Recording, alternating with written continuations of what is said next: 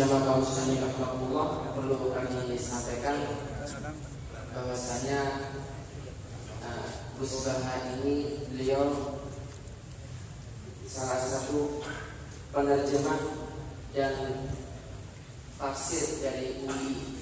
UI memiliki karya-karya tafsir UI dan terjemahan UI. Beliau bersama Prof. ini ikut menerjemahkan tafsir UI dan terjemahan UI. Baik, sebelum dimulai kami mohon sepatah dua kata dari yang kami hormati Al-Ustaz Dr. Al-Rahim Fakih untuk memberikan sepatah dua kata sebelum kajian dimulai. Baik, kepada beliau yang kami hormati Ayahanda Dr. Al-Rahim Fakih Hafizahullah Ta'ala waktu kami hadirkan.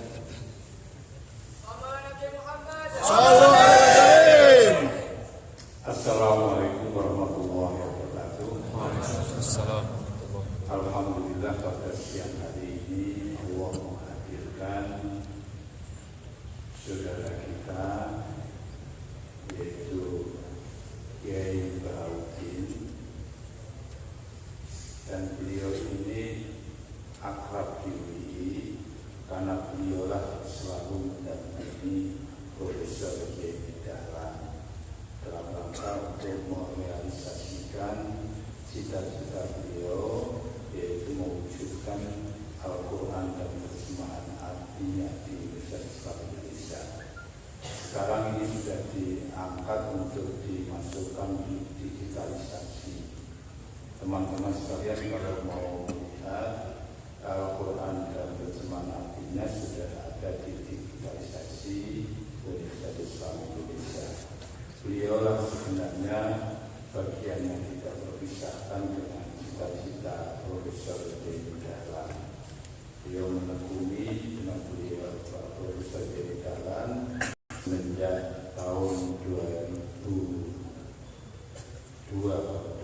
sampai 2004 untuk meneruskan cita-cita beliau. Dan cita-cita beliau masih banyak lagi yang insya Allah nanti akan diwujudkan melalui beliau Kiai Bahaudin ini. Oleh karena itu jamaah sekalian, silahkan nanti mengikuti kajian-kajian ini, insya Allah banyak manfaatnya bagi kita, bagi Universitas Islam Indonesia. Dari waktu dan tepat saya serahkan sebelumnya kepada Kiai Bahaudin. Assalamualaikum warahmatullahi wabarakatuh. Waalaikumsalam.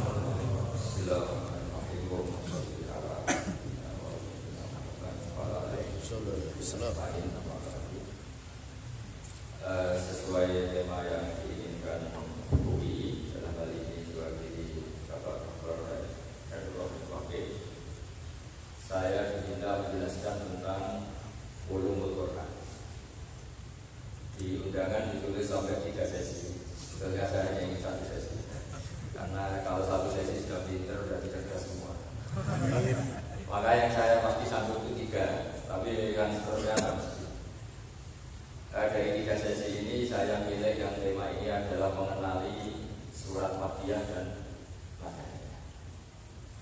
Ini penting sekali karena 1, tema Makkiyah mesti tema-tema tauhid. 2, mengabaikan hal-hal yang sifatnya kuliah.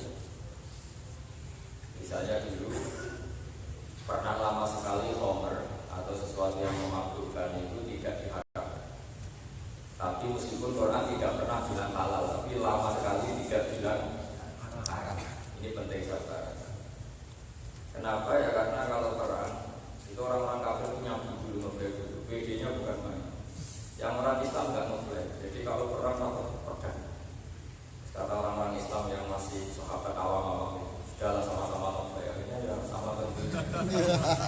Jadi sehingga zaman itu masih ada ayat. Semoga di antara yang di sini ada yang Al-Quran. Wa min samaratin nakhili wal a'nabi tattakhiduna min dua sakara. Di antara nikmat Allah adalah dari buah anggur dan kurma kamu tattakhiduna sakara. Kalian atau kamu masih bisa bikin sesuatu yang memabukkan. Sakaran sesuatu yang memabukkan. Karena dulu lama sekali orang itu Parahnya ya di perang itu, yang orang kafirnya dulu, jika pede, yang orang Islam banyak. Lama sekali itu boleh.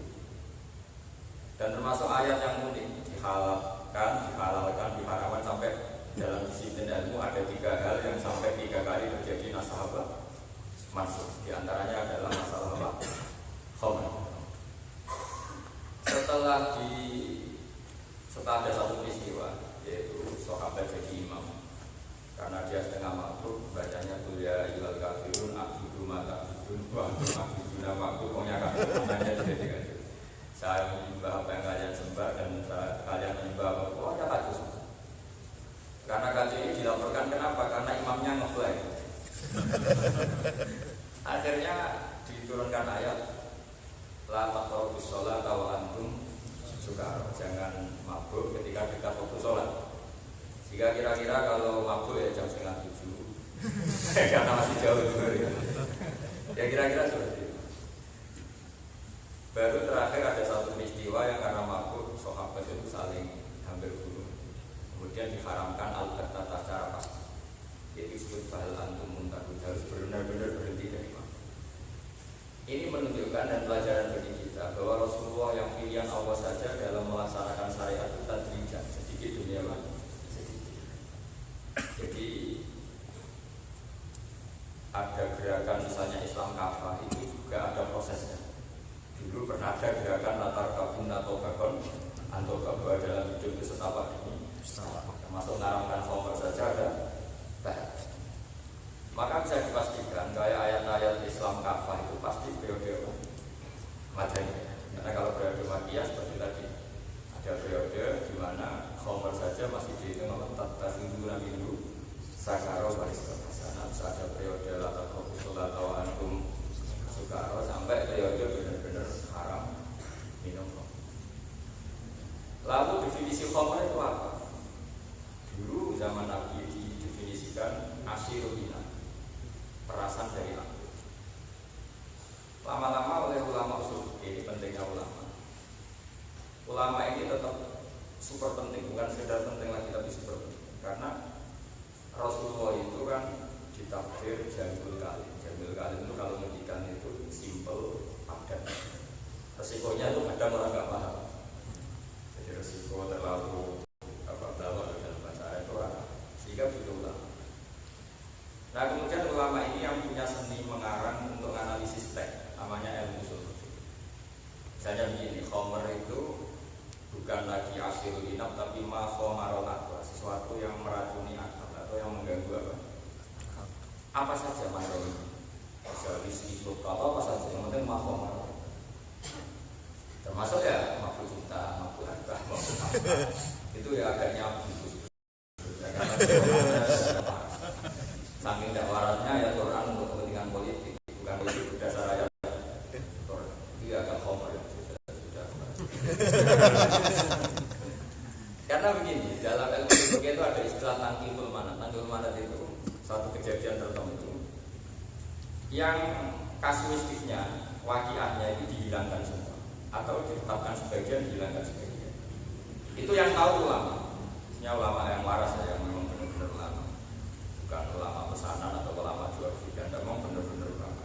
Karena sekarang kan misalnya ulama di bendung, nggak jelas asal usulnya, terus tahu-tahu jabat, terus punya otoritas. Ya seperti itu, ulama yang diuji oleh ulama, bukan diuji oleh masyarakat. Dulu syarat jadi ulama itu diuji 100 ulama yang spesial di bidang itu. Imam Bukhari ketika jadi imam ahli hadis itu diuji 100 ulama ahli. Sanadnya di pulau Bali terus dites, baru lulus. Kalau sekarang nggak pejabat top, pejabat ulama. Apalagi di Indonesia Menteri Agama itu jabatan politik, tapi ketua IAIA yang baca satu fatwa. Ya sudah, tapi itu tetap kita terima. Di antara iman itu terima pokok kota.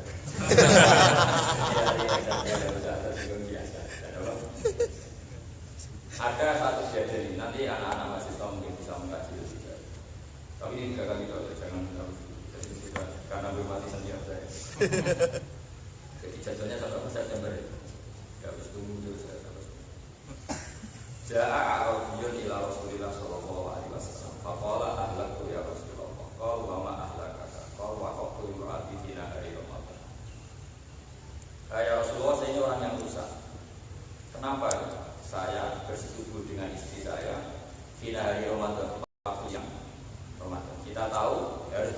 kafarah uzma ya. Sanksinya apa? Kafarah uzma. Kafarah uzma itu kafarah super besar, yaitu memerdekakan budak atau puasa 2 bulan berturut-turut atau memberi makan 60 orang miskin. Jelas ya teks hadisnya Arabin, orang Bedui datang, orang kampungan datang. Kemudian kasusnya menjima istrinya di siang hari Ramadan. Pertanyaannya begini, setelah itu kata Nabi, kamu bisa merdekakan budak? Ya tidak bisa, kan miskin. Ya sudah puasa 2 bulan. 5 hari aja kecelakaan di kok disuruh. Terus ya sudah kasih makan 60 orang miskin. Kasihkan siapa ya? Kasihkan orang miskin. Saya ini orang paling miskin di kampung saya. Jadi sudah miskin pola, sudah miskin. Makanya orang muslim anaknya banyak nggak boleh dulu. Karena hiburannya ini. Akhirnya terus kata Nabi santai saja, dengan santainya Nabi ke kamar ngambil beberapa makanan itu. Ya sudah, ini kasihkan orang fakir di daerah kamu. Saya paling fakir, ya sudah pakai kamu aja. Lalu begini secara mungkin, kira-kira kata Robi itu dibuang apa enggak? Misalnya orang kota yang ngalamin gitu kena sanksi begitu enggak? Kena kan? Kena. Jadi kata Robi dibuang. Ini namanya tangkitul mana? Tidak harus orang Arabi, tidak harus orang apa? Orang kota maupun orang mana saja juga. Lalu orang ini orang merdeka, sama budak pun akan kena ketentuan yang sama. Ini namanya tangkitul mana? Sesuatu yang nggak penting dalam aturan hukum, catatan-catatannya dibuang. Itu namanya orang. Nah sekarang pertanyaannya begini, bersetubuh atau hubungan suami istri dengan istri hukumnya halal apa haram? Tidak jawab. Halal. Berhubung statusnya halal, bagaimana dengan orang yang makan siang di hari Ramadan tanpa udzur syarat? Jadi yang misalnya ada orang ya, kayak Pak Sadili ini nggak sakit nggak apa, iseng ingin makan mie, makan mie jam 9. Kira-kira kena sanksi yang sama kayak jima apa enggak? Sama. Karena jima di hari Ramadan statusnya boleh. Tapi karena hak kan dihormati Ramadan, melecehkan kehormatan Ramadan tanpa udzur syara, maka hukumannya berat. Padahal makan statusnya seperti itu. Maka menurut Mazhab Malik, makan pun kena sanksi seperti itu. Tapi kalau menurut Imam Syafi'i enggak. Al-kafaratul uzma, kafarah yang seesen itu khusus untuk tadi yang jima pada hari Ramadan, bukan yang karena di mana-mana jima itu terlalu seru, maka sanksinya itu berat. Meskipun halal sama istri kan halal. Buktinya adalah tahalul awal. Kira-kira seorang ihram tahalul awal kan boleh semua yang haram ketika ihram, kecuali apa? Jima. Jadi selalu jima tidak itu agak masalah. Nah ini namanya ijtihadnya ulama. Lalu setelah tahu itu, kenapa kita butuh seperti begini? Saya berkali-kali cerita ini guyonan tapi pasti benar, bukan mungkin benar tapi pasti. Ada orang lapor ke kiainya, perempuan, Pak Yai, santri jenengan yang dulu jenengan akadkan sama saya sering nabuh. Di mana-mana nabuh itu kan pakai kanan. Ya bahasa Jawa nabuh itu pakai apa? Tangan. Santrinya dipanggil, kamu jangan sering nabuh istri kamu. 2 bulan lagi lapor, sekarang nggak nabuh ya, jadi nyakui. Kenapa kamu sekarang nyakui? Kan Pak Yai hanya ngaramkan nabuh, ini kan nyakui pakai kaki. Kira-kira ini bisa goblok apa tekstualis? Goblok tekstualis. Nah, sekarang nyakui pakai kaki juga menyakiti, meludahi, menyakiti, menerlantarkan. Di sini maka ulama semuanya sepakat ada aturan bernama qiyas. Qiyas itu menganalogi hukum dengan hukum yang mansus, yang eksplisit disebut Rasulullah SAW. Tanpa ilmu ini Islam akan kurang stok untuk menjawab sekian perkembangan zaman. Itu namanya tangkihul mana. Sesuatu yang enggak penting, yang enggak menjadi catatan hukum hilang. Nah kenapa itu harus terjadi? Karena tadi pasti semua hukum itu ada ilah, ada pokok asal usul ijazah. Jika ilah hukum itu terpenuhi, maka waktu dan tempat itu sudah tidak penting. Sehingga misalnya katakan Ka'bah itu apa menurut Anda? Ka'bah itu Ka'bah yang terkenal. Bangunan batu apa tempatnya? Kalau kita bilang sebenarnya ya Ka'bah ya, betul-betul bus itu Ka'bah. Lalu ketika Nabi Ibrahim sebelum bangun Ka'bah, dia telah kemana? Padahal kita dengar sebelum Nabi Ibrahim semua Nabi tawaf di Ka'bah. Itu maknanya tempat yang dipakai Ka'bah apa Ka'bah bangunan? Tempat yang dipakai Ka'bah. Hatta lamin hadamatil Ka'bah. Sehingga andaikan Ka'bah hilang sama sekali tetap tawaf wajib, yaitu di tempat ini. Maka definisi hukum penting sekali karena sekali salah maka kita akan salah seterusnya. Ya salah sekali salah terus. Ini termasuk bagian dari itu. Makanya kita harus mengenali mana makiyah, mana nama. Lalu fungsi paling pokok dalam mengenali makiyah madiyah itu masalah nasa mansub. Nasa mansub saya status hukum. Pernah ada satu peristiwa hukum di mana dulu besar lama-lama dirabanya tidak. Dulu kalau kita boleh orang kafir menang itu ada. Di era Medina kalau kita boleh orang kafir menang itu berundang. Karena sudah dibolehkan melawan sesuai kedoliman yang dilakukan tidak apa kafir. Maka udina lillahi ayyuhal nabi an-nabi. Kalau dulu fakwan dulu waspada kalau ada kejadian apapun disuruh memaafkan, tapi Madinah disuruh apa? Nah, samanso itu masih hal yang mudah karena didukung oleh perilaku sahabat dan ulama setelah. Misalnya menghadap kiblat. Dulu Rasulullah itu sholat kita tahu bagaimana Baitul Maqdis 16 bulan, gila 17 bulan. Sisanya hanya 16 atau 17. Setelah itu dinasah, disuruh atau diminta menghadap Ka'bah. Nah, mengidentifikasi nasab itu dalam konteks itu gampang sekali karena didukung perilaku. Memang setelah sahabat itu yang kita saksikan semuanya menghadap Ka'bah. Sehingga nasab seperti ini itu gampang pelacakannya apa? Gampang. Jadi masalahnya selalu ada nasa manso yang susah dilacak karena nggak menjadi perilaku. Misalnya hukum-hukum yang dilibat. Misalnya begini, kalau sampai ditanya hukumnya berbaik sama orang fasik itu gimana? Kalau orang positif banget nanti ketularan fasik. Tapi kalau yang agak terbuka itu tantangan. Apa? Tantangan. Sehingga yang seperti ini itu lama itu pasti itu. Saya punya kitab namanya Hilyatul Auliya itu 14 jilid.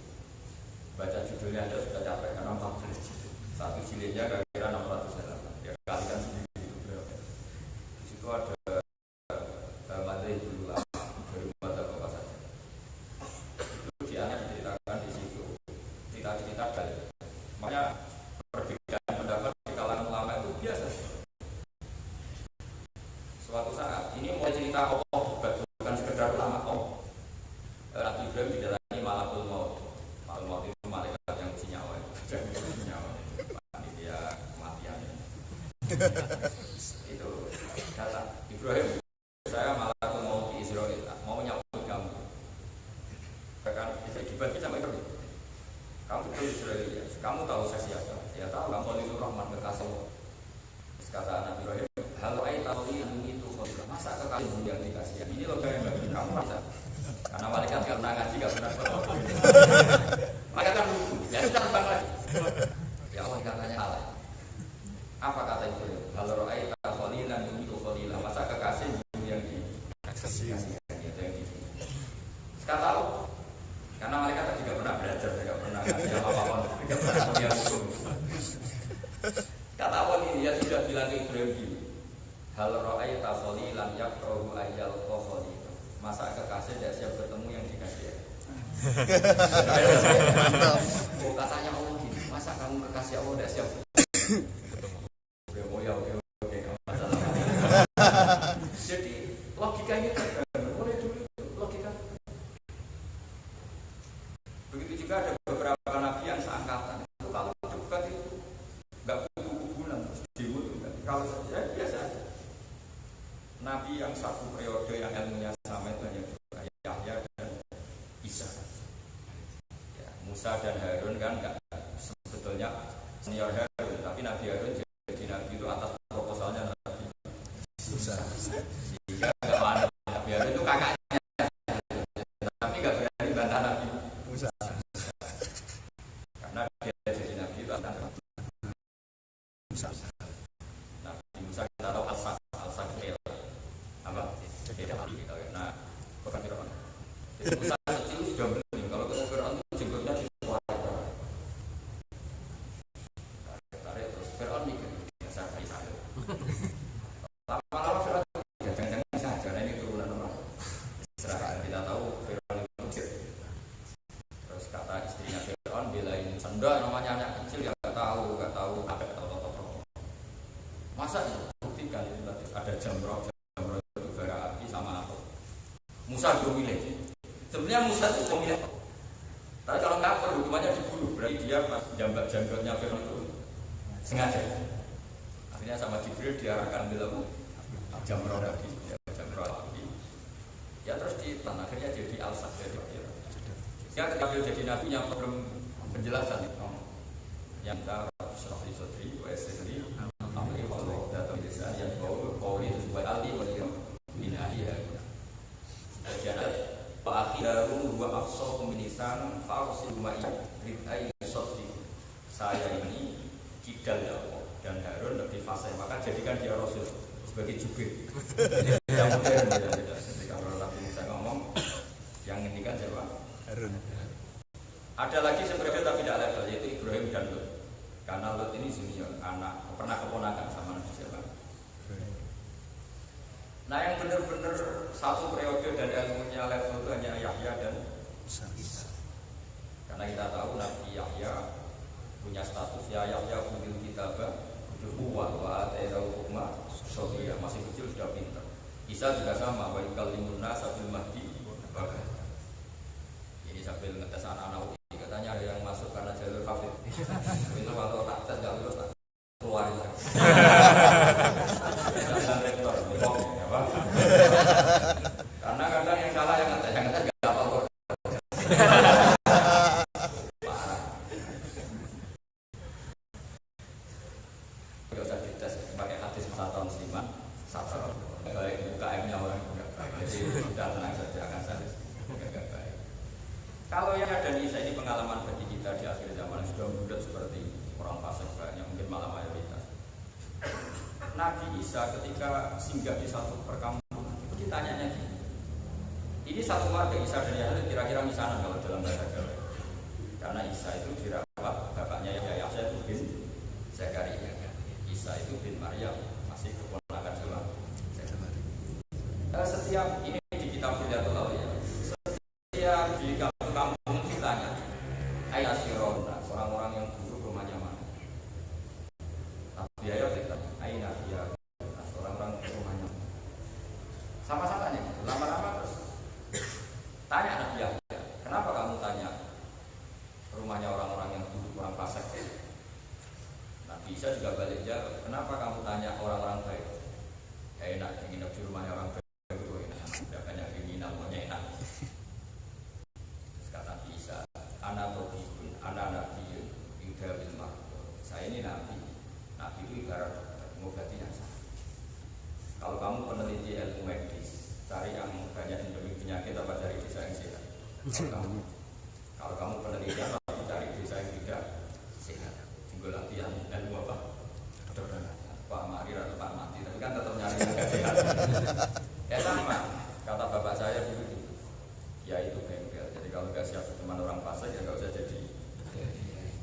Jadi sekarang orang itu anti ilmu. Ada gitu teman orang fasik dicapuin fasik. Ya kacau. Kalau mau jadi bengkel ya mobil besar. Kalau mobil baik ngapain masuk bengkel? Kalau orang soleh ngapain digandeng? Ini sudah soleh. Sudah sendiri. Itu dulu biasa antara Nabi dan Nabi siapa? Kan sekarang kalau video itu bengkel. Ya karena ngajinya yang tinggi semangatnya itu tidak baik dalam Islam. Makanya kita harus ngaji yang banyak sebanyak-banyaknya. Karena dulu para nabi itu ya beda-beda. Nabi Nuh nggak orang kafir itu problem sehingga berdoa Rabbil tadar alal ardi minal kafirina. Nabi Ibrahim juga melihat orang kafir itu tantangan lahan dakwah. Maka beliau ngendikan faman tabi'ani fa innahu minni wa man asani fa innaka ghafurur. Relax saja. Itu sama-sama nabi besar bersama-sama ulul azmi. Makanya di dunia kiai banyak kiai yang nekuni ngadain orang asal kamu soleh. Karena soleh ini anti modern. Ya soleh itu kan pembeda betul. Kalau ada orang soleh, sedekah sama orang cantik, kamu masih sedekah betul. Kalau orang fasik kan memang pesen tahu. Tapi yang penting kalau orang soleh kalau sedekah ya sedekah saja. Tapi kalau orang fasik kan sedekah karuan. Kalau orang lain pokoknya benar terus.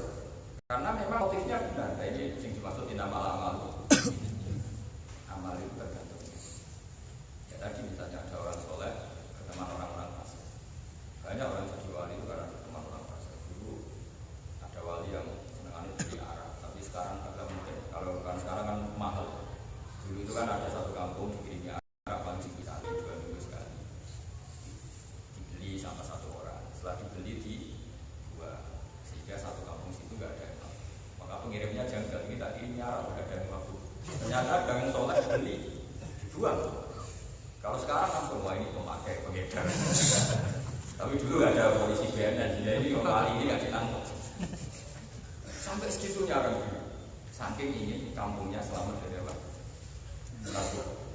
Kalau sekarang beli agak cukup uangnya karena produksi orang narkoba.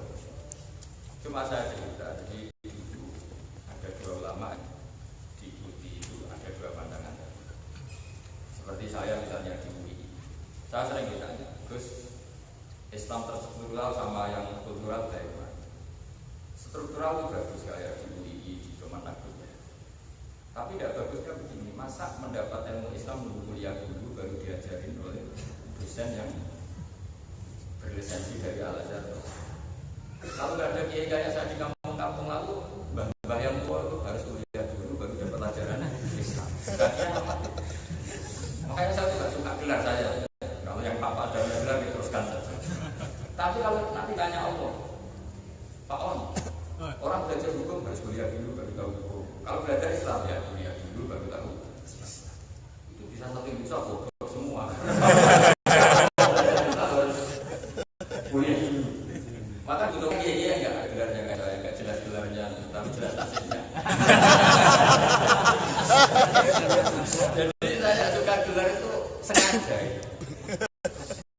Kalau mau ya insya Allah bisa. Saya tidak potongan kelasnya. Jadi yang biasa saja dulu itu begitu. Jadi perbedaan pandangan itu dia. Karena di luar masalah usuliyah yang pokok-pokok itu pasti cara pandang ulama itu beda. Satu ya memang manusia beda. Memang manhaj itu penting sampai ada ayat wala tafawwahina sabaduhum dibatilah fasajatil. Andai kan manusia tidak saling gesekan dalam pendapat, maka malah bumi ini rusak. Karena nanti kebatilan di absolut, karena ada kontrol. Dapat salah juga nggak ada yang kontrol. Makanya bagus sebetulnya misalnya presiden menang di absolut itu bagus supaya dia tahu bahwa yang milih saya itu tidak semua sehingga nggak mundur. Kalau yang milih 100% nggak otoritas.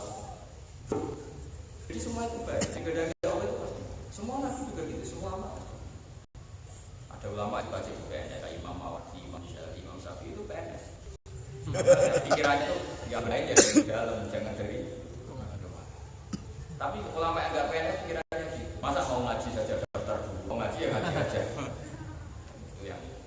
Ya, coba kalau lembaga sosial itu misalnya Kementerian Sosial itu bagus, sudah bagus. Tapi masa orang minta tolong, istrinya mau melahirkan, ngurus dulu di RT RW. Tapi kalau kita menciptakan masyarakat yang baik kan cukup ditolong tetangga, nggak ditolong keluar. Justru kebaikan yang non struktural ini meluas di mana-mana. Makanya saya sering bilang orang itikaf di masjid ya bagus, itikaf di perapatan ya bagus. Ya betul. Kalau ada kecelakaan itu yang nomor pertama orang yang di masjid apa yang di perapatan? Itu pintar gratis. Jadi Allah bikin masalah. Lo yang keliru kan mulai goda-goda perempuan itu. Sebenarnya kalau dia soleh itu bagus. Itikaf di perapatan, niat SMP jadi pintar apa? Gratis. Relawan. Coba orang tersesat itu kan jasanya sama yang di masjid atau yang di jalan? Jalan. Di jalan. Orang kecelakaan, utang jasanya sama yang di jalan atau yang di masjid? Jalan. Makanya biasa saja, tidak usah sok benar sendiri biasa. Saya kiai aja sama Pak On biasa. Pak On dokter boleh dulu kenal saya biasa saja. Saya kiai. Karena kebaikan itu kita dermakan, kita ikhlaskan lillahi ta'ala. Tidak perlu pengakuan.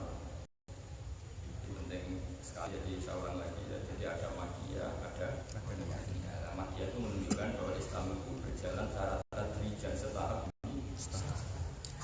Ada lama sekali sholat itu dulu hanya 2 rakaat. Lama-lama sekarang berapa? 17 panjangnya bukan main. Harus menghabiskan waktu 2/3 malam. Pernah Nabi sholat hanya separuh malamnya disalahkan. Harus apa? Wabillaila illa qalila. Semalam harus full kecuali sedikit. Jadi sedikitnya untuk tidurnya sedikit. Nisfahu awil kusmindu qalila. Minimal qiyamul lail separuh malam. Apa masih nggak terima? Auzid alaihi atau lebih dari itu, jadi 2 rakaat. Semalam apa? Suntuk. Sekarang enggak, 20 rakaat cukup 8 menit. Kalau anak muda itu mikir terawih NU apa Muhammad? 8 tapi lama. Kalau NU cepat tapi 20. Itu nggak perlu dalil-dalilan, pokoknya menuruti hati aja. Dulu itu 2 rakaat menghabiskan waktu 1 malam. Auzid alaihi wa rattilil Qur'an tartila. Terus dinasar menjadi sholat seperti ini ada perjalanan. Dulu setiap orang megang gedang goreng itu wajib wudu. Ada hadisnya al-wudu mimma massatun nar, kalau kena api harus wudu karena api itu simbol setan. Jika yang megang api berarti sudah terkontaminasi oleh setan. Untuk netralisir itu wudu. Terus dinasah sama bahasa wudu mimma massatun. Ada periode. Dulu hubungan suami istri kalau tidak sampai keluar mani itu nggak wajib mandi. Pernah kan ada sahabat dipanggil Nabi pas hubungan suami istri itu lari. Ketika lari ditanya, kenapa kamu lari? Saya ini baru gak suci, maka gak siap ketemu engkau ya Rasulullah. Kenapa? Saya hubungan suami istri tapi gak inzal. Nabi ngintikan innamal ma'nal ma'. Orang wajib mandi itu kalau sampai keluar mani atau inzal dalam bahasa kita. Setelah itu dinasah lagi. Asal hubungan suami istri, inzal apa enggak inzal, orgasme atau enggak, tetap apa? Wajib. Jadi ada nasah mansuh. Nasah mansuh itu penting dalam sebuah peradaban. Mana sahmin ayatin au nusiya nanti bi khairin minha. Kenapa nasah mansuh penting? Karena logikanya gampang. Ketika anak kita kecil tentu kita wajib menafkahi dia. Setelah dia kuat kita yang lemah, anaknya wajib menafkahi orang. Jadi nasah mansuh itu menurut para ulama hukum yang normal dalam tahapan hidup. Jadi gak ada yang aneh. Bukan nasah mansuh itu Allah bikin hukum terus mengevaluasi terus dirubah. Ya tidak bisa, Allah kan maha tahu, masa evaluasi itu saja ya. Memang Allah tahu, memang tahapan manusia akan seperti itu. Apa tahapan manusia akan seperti itu. Allah tahu betul kalau agama baru ini langsung anti Yahudi ya. Sehingga orang Islam disuruh ada Baitul Maqdis karena agama tertua adalah Yahudi. Allah juga sangat tahu orang Yahudi pasti menjadikan itu menjadi alasan umur luhur. Delok Muhammad gayanya tentang agama Yahudi, tapi kiblatnya ikut kita. Lagi-lagi Muhammad itu nggak tahu apa, makanya ngikuti kita. Terus Allah merubah kiblat jadi ke Ka'bah. Setelah ke Ka'bah dibully lagi sama orang Yahudi. Muhammad itu kangen keluarganya. Karena dia di perantauan di Medina, maka menghadap kemana? Ka'bah sebagai kelangenan sama keluarganya. Bersama Allah dijawab. Justru kiblat tertua adalah kiblat yang ada di Ka'bah, yaitu inna awwala baitin wudi'a lin-nasi lalladzi Bakkata mubarakahu. Kemudian orang Yahudi bilang gini, enggak ya tua Baitul Maqdis. Dan ditanya sama Allah lewat Rasulullah. Yang kamu ikuti itu Nabi Musa. Nabi Musa dengan Nabi Ibrahim senior Nabi Musa. Dan Ibrahim ada bukti sejarah hidup di Mekah. Makanya Allah menjelaskan fi ayatum bayyinatum maqam. Bukti Ka'bah tua adalah ada bekas kaki Nabi Ibrahim. Berarti Ka'bah sama Baitul Maqdis tua. Sampai seperti itu dulu dia ada kebenaran. Ya bertahan. Jadi makom di situ bukan makom kuburan nggak dalam bahasa Indonesia itu. Bagi makom Ibrahim nggak Pak. Itu yang dipakai kebijakan apa? Nah, jadi ini jelas. Jadi bertahan. Karena Allah tahu kalau langsung masuk Ka'bah dikira Nabi itu nggak mengenali agama-agama sama yang lain. Maka Baitul Maqdis dianggap untuk pengakuan agama-agama samawi. Tapi setelah menghadap situ apa yang tahu suatu saat pasti dilakukan orang Yahudi. Akhirnya disuruh mendekat. Ketika Ka'bah dipertanyakan, mana Ka'bah sama Baitul Maqdis? Allah menjelaskan apa tua Ka'bah. Buktinya apa? Iya ya itu bayinya itu mamamu. Jadi Allah itu tahu semua yang terjadi. Makanya sebagian ulama punya riwayat takhallaku bi laki-laki. Kalau sudah tahu mau terjadi ya kamu berakhlak kayak akhlaknya. Kalau orang sekarang kan punya ilmu tapi ketika terjadi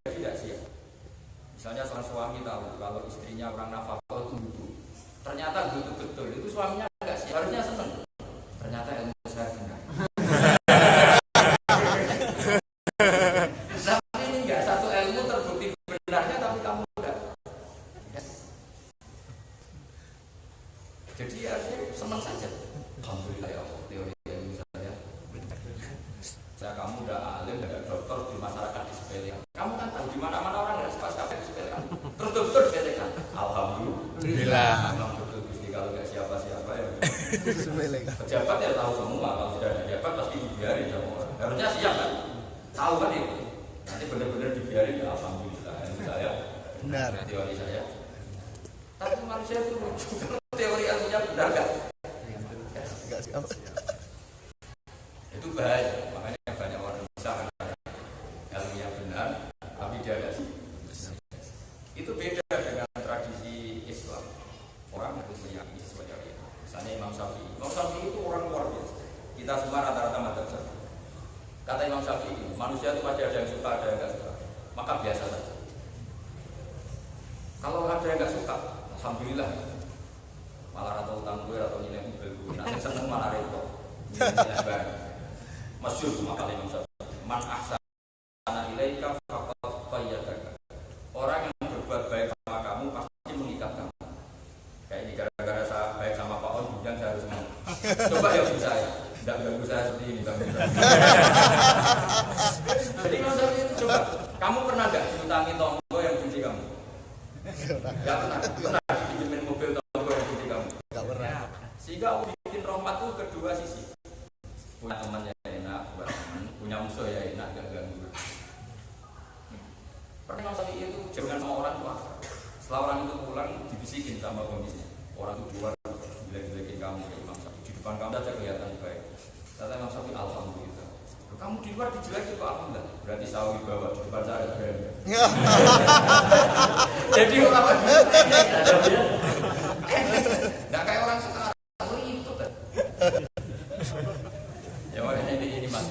Jadi sesinya nanti 3 pokoknya ini Mahdi Ahmad Dania. Nanti kedua insya Allah Nasa Mansur. Terus ketiga Alif Rodu Ilmubillah Dilah Khususis. Saya kira demikian. Assalamualaikum warahmatullahi wabarakatuh. Waalaikumsalam. Ya, alhamdulillah kita mendapatkan ilmu insya Allah banyak dan cerita. Dan insya Allah nanti pada bulan depan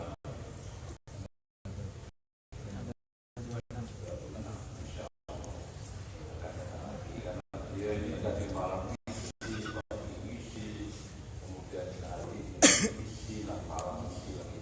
Ini karena ilmu awal yang sudah diberikan kepada ini dan nanti bulan depan tidak ada pertanyaan hari ini dibawa pulang kita favori apa yang dia sampaikan dan kemudian dipahalkan. Hingga demikian, terima kasih saya sekalian. Kita akhiri dengan banyak alhamdulillah. Assalamualaikum.